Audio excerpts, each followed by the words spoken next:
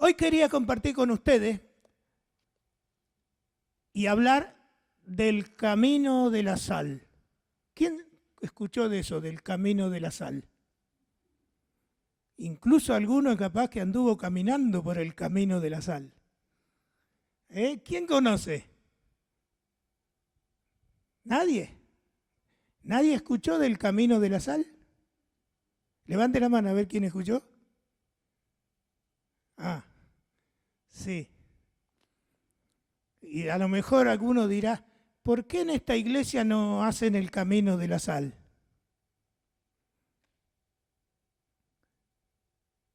Me parece que si uno camina por la sal hay que poner plata, ¿puede ser? ¿Sí? Bueno. Y quería comentar, porque estos cultos, ustedes saben, estas reuniones tienen que ser cortas, así el gobierno nos obliga, tienen que ser cortas, entonces el mensaje tiene que ser corto. Después, tal vez, más adelante, cuando pase esta pandemia, algún día va a pasar. ¿Qué piensa usted? ¿Que va a durar para siempre esto? No, alguna vez se va a cansar el virus y va a quedar ahí y nosotros pum para arriba. Y ahí vamos a poder estudiar más detenidamente los temas. Pero un pequeño comentario bíblico sobre este tema del pacto de sal, porque esto es bíblico. Vamos a analizar. Vamos a leer en Levítico: todas las ofrendas de cereal las sazonarán con sal y no dejarán que les falte la sal del pacto de su Dios. A todas las ofrendas deberán ponerles sal. Esto era el pacto de Jehová que le reveló o le ordenó a Moisés. Y esto es lo que le corresponde cumplir, pero la pregunta es, ¿a nosotros? ¿Qué ofrenda? Entonces, nosotros cuando ponemos la ofrenda, ahí recién levantaron la ofrenda, ¿tenemos que echarle sal? Se da cuenta que no puede ser. ¿Qué ofrenda era? Eran los sacrificios, los holocaustos que se hacían por ordenanza de Dios en el pueblo de Israel a Dios, y había que ponerle sal. Y dice que esto es pacto de sal. Vamos a buscar otro versículo. Hay muchos versículos para meditar en esto, pero solo yo pongo un versículo para que podamos enfocar bien. Segunda Crónicas, ahí lo van a poner. Segunda Crónicas, capítulo 13, versículo 5. ¿No sabéis vosotros que Jehová, Dios de Israel, dio el reino a David sobre Israel para siempre, a él y a sus hijos, bajo pacto de sal? Entonces la pregunta es, vamos a hablar un poquito de qué es un pacto. Un pacto es una promesa. Por ejemplo, cuando uno hace una escritura de que compra un terreno o compra una casa, dice escritura número tal, entre el señor fulano de tal y el señor o la señora fulana de tal, se comprometen por este acto, en fin, es una promesa de cumplir, si hay que pagar, o tomar la posesión. Es una promesa. Un pacto es, prometo que voy a cumplir esto. Ahora, el pacto Dios lo hacía con el pueblo de Israel. Entonces cabe una pregunta acá. ¿Nosotros somos el pueblo de Israel? ¿Los brasileros son el pueblo de Israel? No, no somos el pueblo de Israel. Somos cristianos. ¿Se entiende? El pacto es entre el Señor y la señora, o el Señor y el otro señor, que firman el pacto, firman la promesa. Este pacto es del Señor de los señores y Rey de reyes con el pueblo de Israel. Son las promesas que Dios le hizo al pueblo de Israel, que lo iba a guardar, que lo iba a bendecir, que lo iba a multiplicar, si guardaban ese pacto. Y en aquellos tiempos, estamos hablando miles y miles de años atrás, donde no había colectivo, no había tren, no había satélites, no había teléfono inalámbrico para hablar. Era campo. Israel vivía, como todos los pueblos, en inmensas campiñas, y había ciertas ciudades que no eran muy grandes hace miles de años. Y lo que tenía mucho valor era la sal. La sal se usaba como una moneda. Si uno, por ejemplo, quería comprar vacas, podía llevar una bolsa de sal y compraba una vaca con la sal. Es más, algunos dicen que la sal se cotizaba como ahora se cotiza el oro. O sea, todo se arreglaba con sal. Incluso el Imperio Romano le pagaba a los soldados con sal. De ahí que viene la palabra salario. Le pagaba el salario. Era con sal, porque no había monedas, no había billetes, no había dólar, no había nada. Entonces, pagaba una forma de pagar era con sal, que se usaba mucho. Entonces, vamos a volver a leer y a repasar. ¿No saben ustedes que Jehová, Dios de... Y ahí está ¿Dios de qué? Nosotros somos argentinos. El hermano que está allá es brasilero. Si hay algún uruguayo, es uruguayo. Acá hay algún italiano, italiano. No es israelita. El pacto es con Israel. Los pactos, las escrituras, cuando uno hace, son claros. Se pone el nombre, la edad, todo se pone.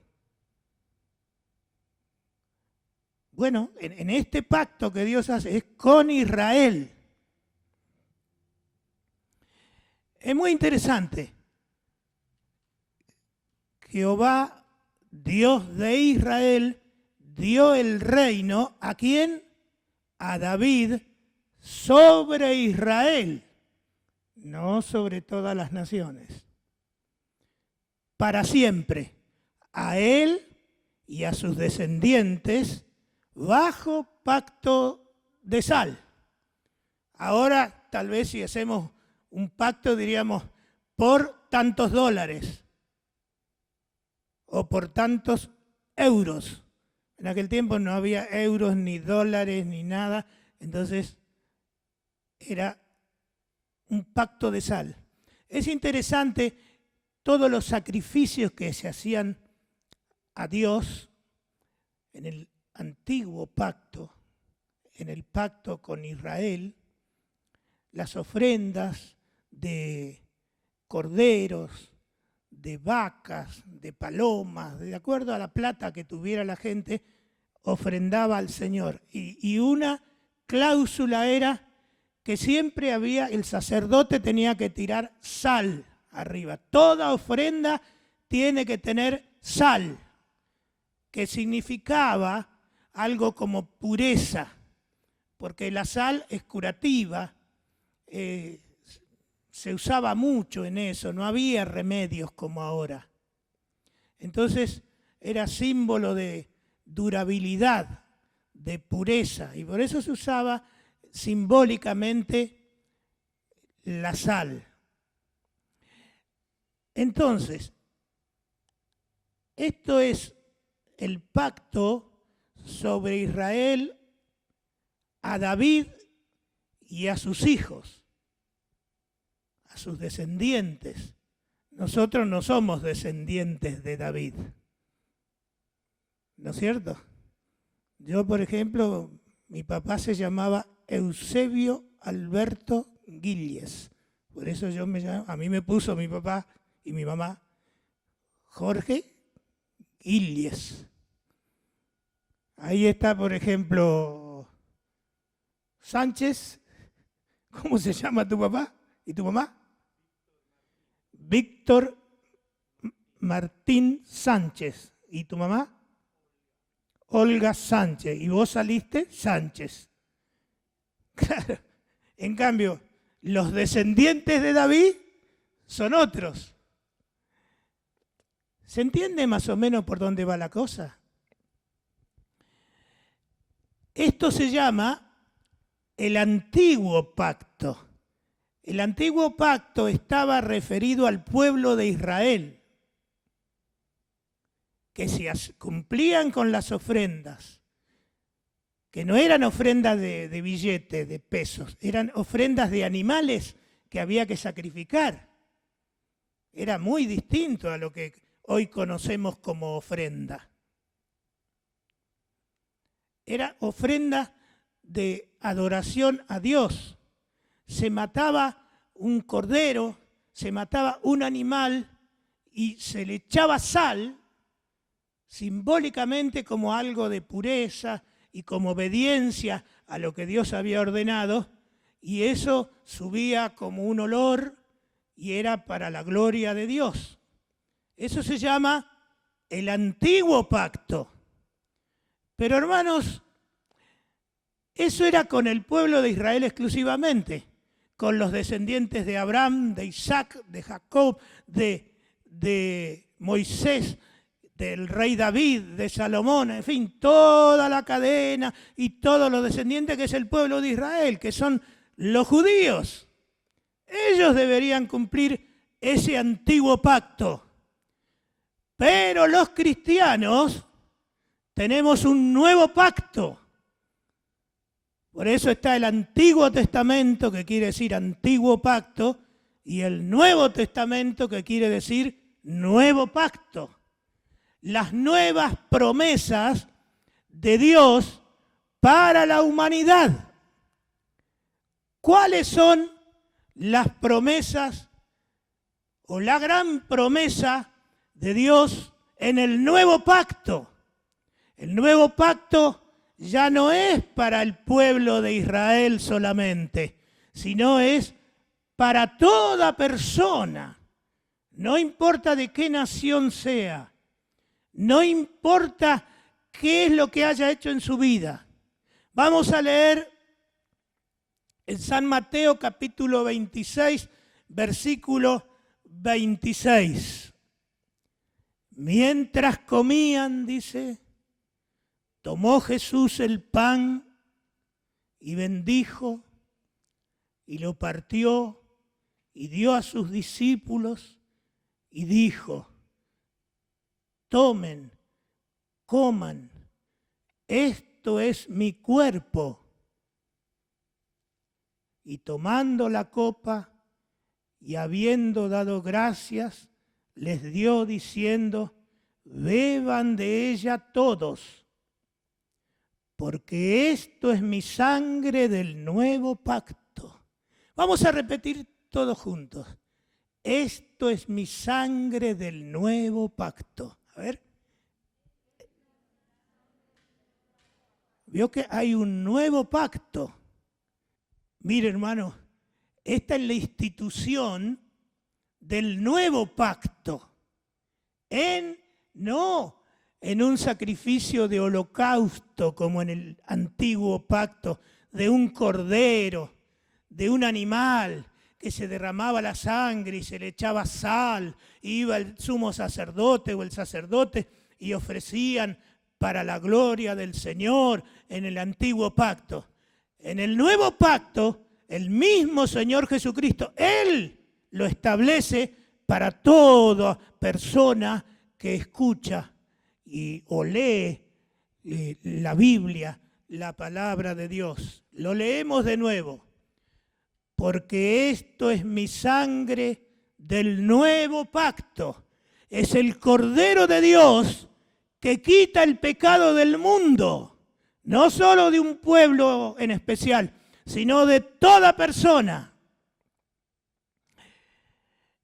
Porque esto es mi sangre del nuevo pacto que por muchos es derramada para remisión de los pecados. Así que eso de que han inventado el camino de la sal y que si caminan por la sal, ahí Dios los ayuda, Dios los bendice, Dios le cambia la vida, eso no tiene nada que ver con nosotros. Nosotros creemos en esto. Nuestro Señor y Salvador es el Señor Jesucristo, quien entregó su vida en la cruz como un cordero sin mancha y sin contaminación. Es la sangre derramada del nuevo pacto. No había que pagar con corderos y palomas y animalitos que morían como ofrenda a Dios. La verdadera ofrenda, la más grande ofrenda, la más perfecta ofrenda por tus pecados y por mis pecados, para que seamos salvos y tengamos vida eterna, es que vino el Señor Jesucristo y derramó su sangre en la cruz para que nosotros podamos ser salvos. Este es el nuevo pacto en mi sangre, dijo el Señor.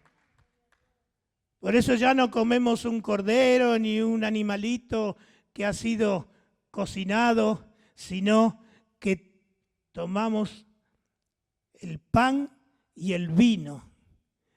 También el corderito, las palomitas o lo que ofrendaban al Señor era algo simbólico.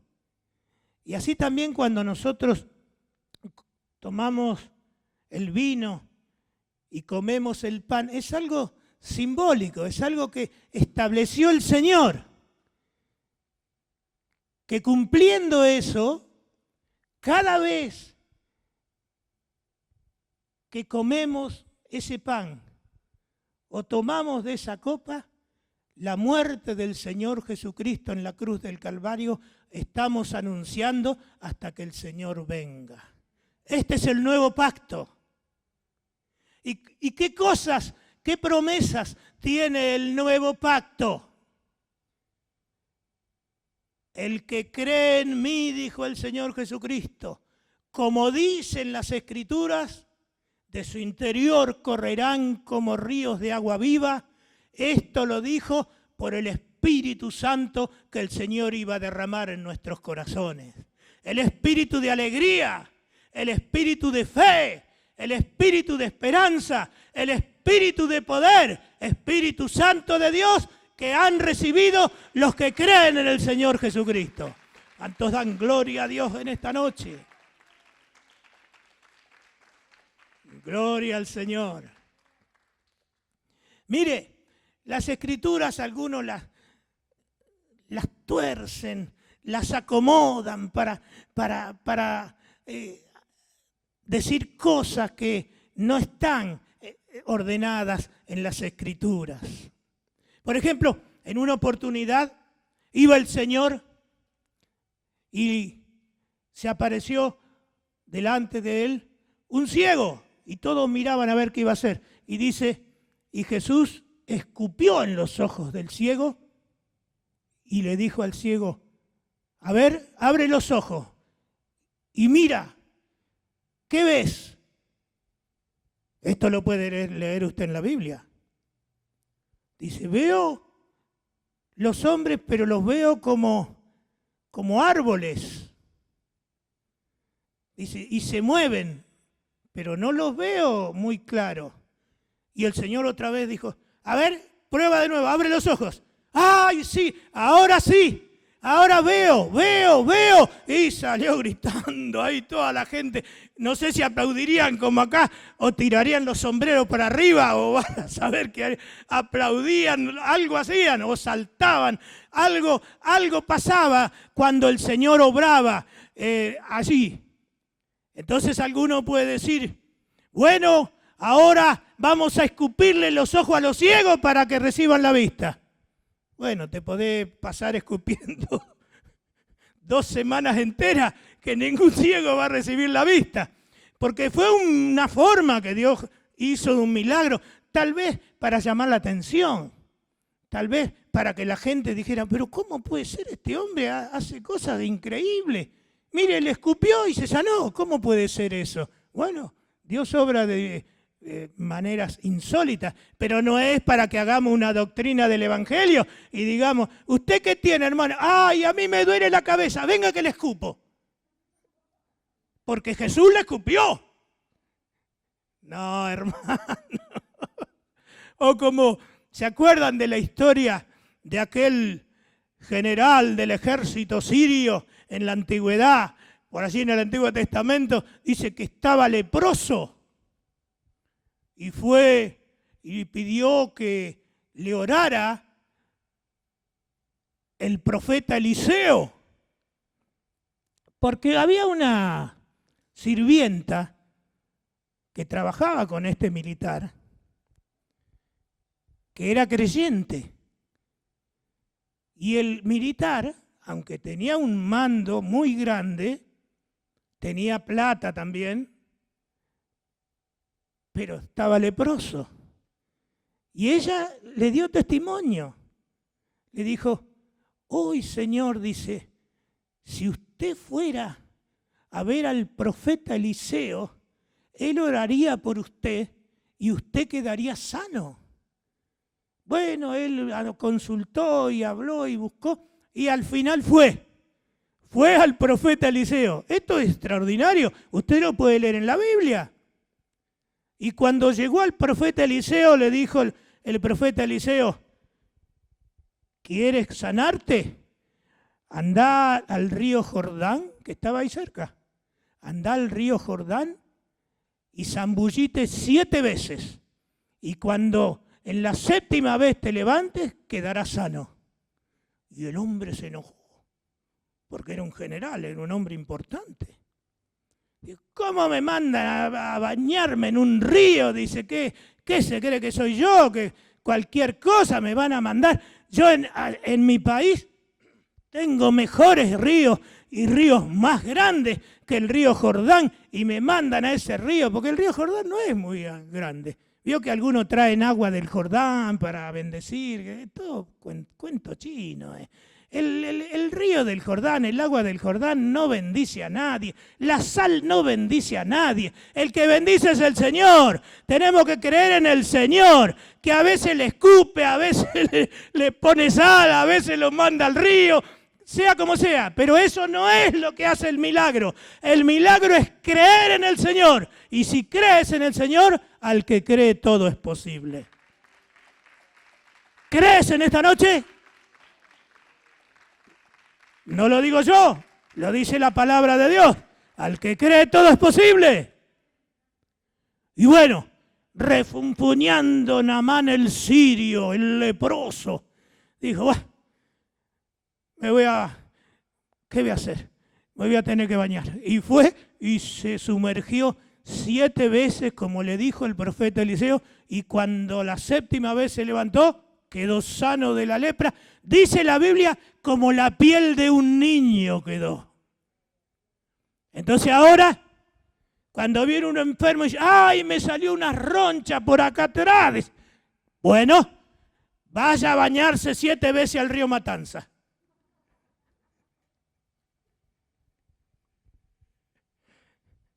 El río Matanza, que está más contaminado, que apenas te sumergís, salís más leproso que Naamán el sirio. Pero hay iglesias que a lo mejor tomando de ese versículo, dice, hay que mandar a meter en el agua a los pecadores 7 veces para que le vaya bien. No, hermano. Eso fue una cosa que en ese momento, para ver la obediencia, para ver la humildad del general sirio, Naamán el sirio, hacía ante Dios. Entonces, si no se humillaba, no iba a ser sano. Al final dijo, sí, yo antes de morirme leproso prefiero ir y hacer lo que me dijo el siervo de Dios. Y fue y lo hizo. Pero no es que a toda la gente que tiene una roncha o que tiene algo, hay que mandarlo a zambullirse a un río. Eso es una cosa que sucedió. Y mejor por un lado, porque ahora es más sencillo. Uno viene a una iglesia, tiene calefacción, tiene silla para sentarse, tiene alfombra, tiene todo. No tenés que ir a zambullirte, no tenés que llevar un cordero al hombro a decir, yo lo voy a entregar a ver si me sano. A ver, voy a traer una bolsa de sal a ver si me curo. No. Ahora en el nuevo pacto, el Señor pagó todo. Ya no hay que hacer ninguna ofrenda de holocausto, de animales, ni hacer cosas raras. Cree en el Señor Jesucristo. Y al que cree todo es posible. Cree en el Señor Jesucristo y será salvo. El que en mí cree, dijo el Señor, de su interior correrán como ríos de agua viva. Una alegría, un gozo. Por eso la gente viene y dice, ay, no sé, dice, pero sentí algo hermoso. ¿Y qué será lo hermoso que recibió? Es la promesa, el pacto del Señor. Si tú crees en mí, yo pondré adentro de tu mente y tu corazón una fuerza maravillosa, un agua limpia que purifique tu mente, que purifique tus pensamientos, que fortalezca tu vida. Es el Espíritu de Dios que está actuando, es la palabra de Dios que está actuando en tu vida. Ese es el pacto que Dios, que nuestro Señor Jesucristo ha hecho con toda persona que escucha la palabra y la cree. De su interior corren esos ríos de agua pura, esos ríos de agua que sanan, que limpian, que bendicen. Vamos a ponernos de pie en esta noche. Póngase de pie en esta noche. Dios mío, Padre mío, te doy gracias porque tu palabra es la verdad. Holocaustos y ofrendas por el pecado no quisiste, dice tu palabra. Pero nuestro Señor Jesucristo ha venido y ha entregado su vida pura, su vida santa, para pagar las rebeliones, las desobediencias, los pecados de todo hombre y de toda mujer que escucha la palabra. En esta noche te damos gracias por esas promesas, ese pacto eterno que ha hecho nuestro Señor Jesucristo. Por eso te damos gracias y te pedimos ahora mismo que tú bendigas a toda persona que está escuchando, que tú cambies su mente y su corazón, que lo levantes de su situación y que tu espíritu pueda estar obrando en su vida. Padre, en el nombre bendito de Jesús te lo pedimos. Amén. ¿Cuántos pueden decir amén?